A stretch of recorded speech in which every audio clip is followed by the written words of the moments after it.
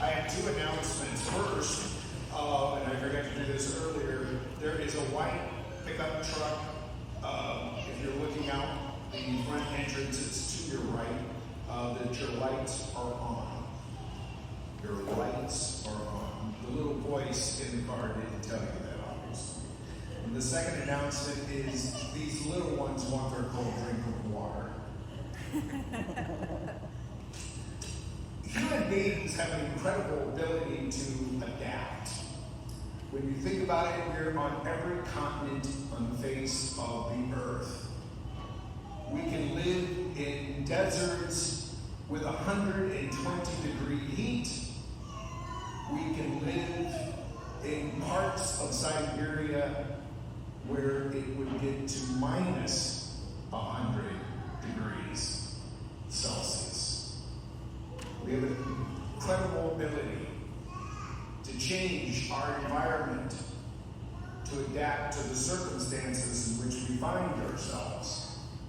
And even when we look at ourselves as a nation, and say in the last 75 years, with the creation of the interstate highway system, it started a whole new style of life. We no longer had to go through little towns. We could avoid those. Of course, now we have bypasses, but it did create other industries. Motels, roadside restaurants, and truck stops. Then, with the advance in technology, we had instant communication, initially with fax machines, now with cell phones. And lastly, the internet brings the world to our fingertips. All of this has changed us as a society. It has changed us in our culture. It has changed the way we think, behave, and it has changed us spiritually as well. We even use different parts of our brain now, processing information in ways foreign to us even before. When I was teaching in the early 2000s with the advent of the internet, I remember reading a statement or a statistic that students today, and this was 20 years ago, but even then, students at that time were processing more information in a week than in previous generations they had processed in a year. And I think that's probably, obviously, changed radically. Humans have an incredible ability to adapt to newness and to the changes around them. And it's really that newness of which St. Paul speaks. And what is that newness? And that is living in the freedom of a life of enslavement to sin. St. Paul says, as Jesus overcame sin for all of us, we no longer live for ourselves, but we live for Christ living in us. As Paul will say, we have become a new creation. And St. John, in his book of Revelation, has Peter saying at the end, I make all things new.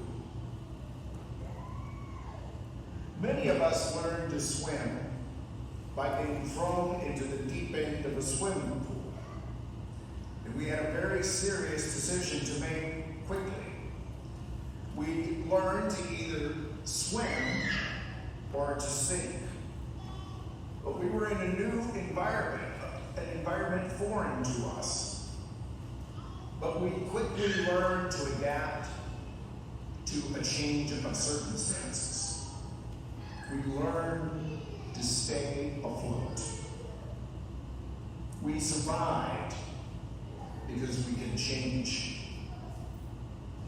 That newness of life that St. Paul speaks is about adaptation to the world around us, in our spiritual lives, centered on Christ, as Matthew in his gospel says to us.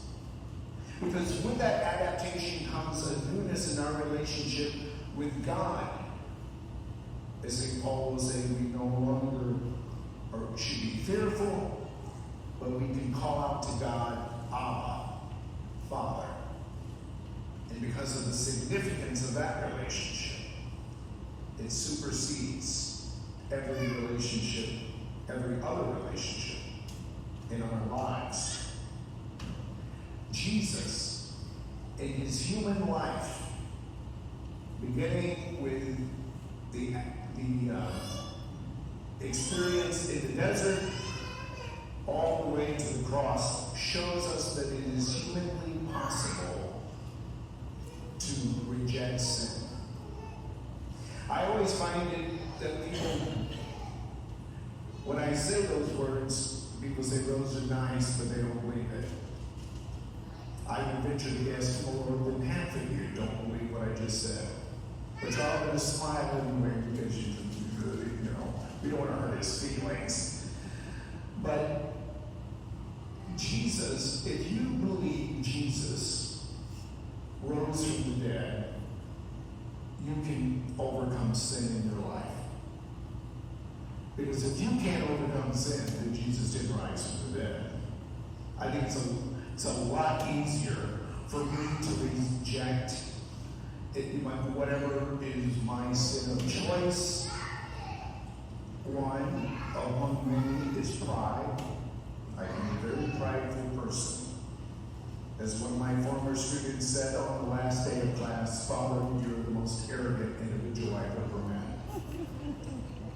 I still didn't change his grade, by the way. I let him have what he had. He's a good student, and at that time, it was my first year of teaching. I probably was pretty arrogant.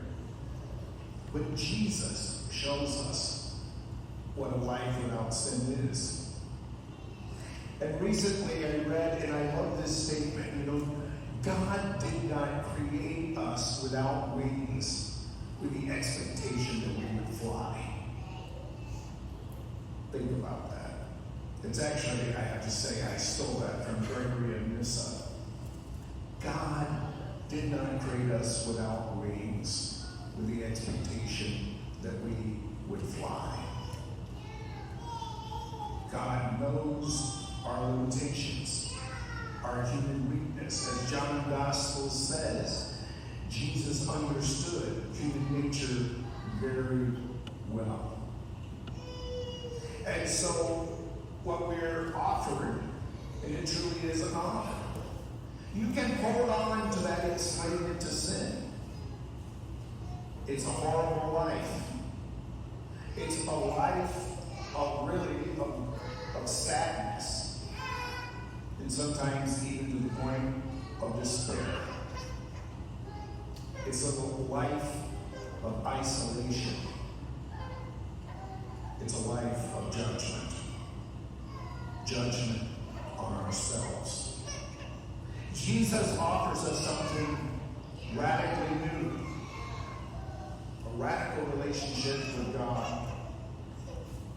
And with that, joy, peace, meaning, significance, and satisfaction.